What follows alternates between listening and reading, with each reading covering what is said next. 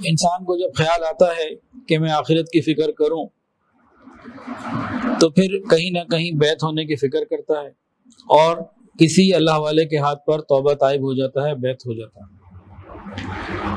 اسی کے اندر ایک بڑا خوبصورت پوائنٹ ہے، بہت خوبصورت،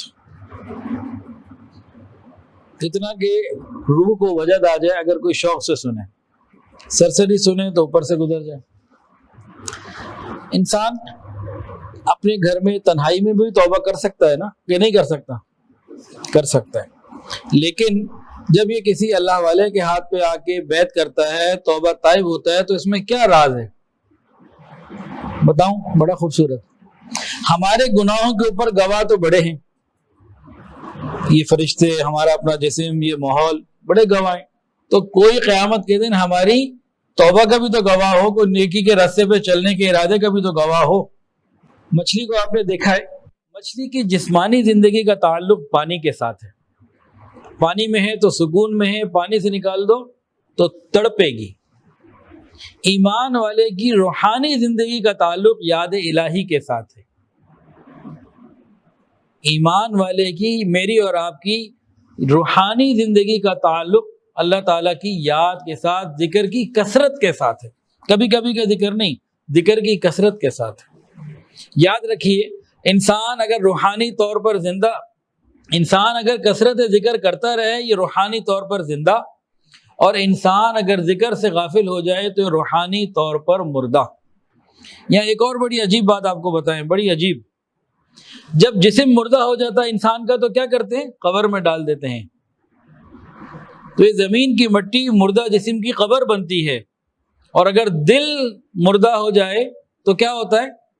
یہ ہمارے زندہ جسم ہمارے مردہ دلوں کے لیے قبر کی مانند ہوتے ہیں۔ جسموں کی قبر زمین کی مٹی، اور دلوں کی قبر ہمارا یہ کھاتا پیتا دوڑتا بھاگتا جسم۔ اس دل کو زندہ کرنا ہے، اس کے لیے محنت کرنی ہے۔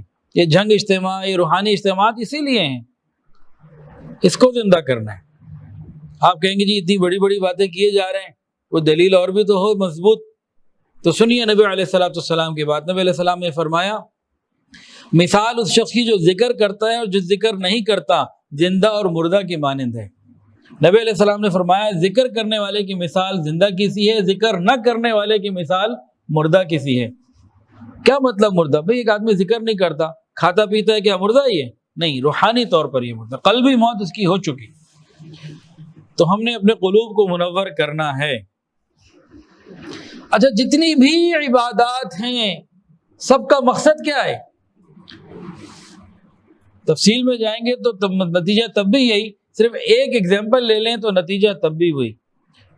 سب سے بڑی عبادت کون سی ہے؟ نماز، ایسا ہی ہے نا جی؟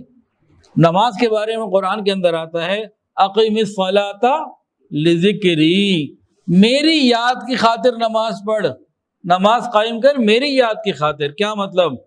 لہذا جس نماز میں یاد الہی نہیں ہوتی، پھٹے پرانے کپڑے کی طرح منہ پہ مار دی جاتی ہے، چل دفعہ ہو جا، پیچھے چل، کیا لے کر آئے۔ تو نماز کے اندر بھی یاد الہی، تو ہمیں چاہیے کہ ہماری زندگی ایسی ہو، ہاتھ کارول اور دل یارول، ہاتھ کام کاج میں مشغول اور دل اللہ رب العزت کی یاد میں مشغول۔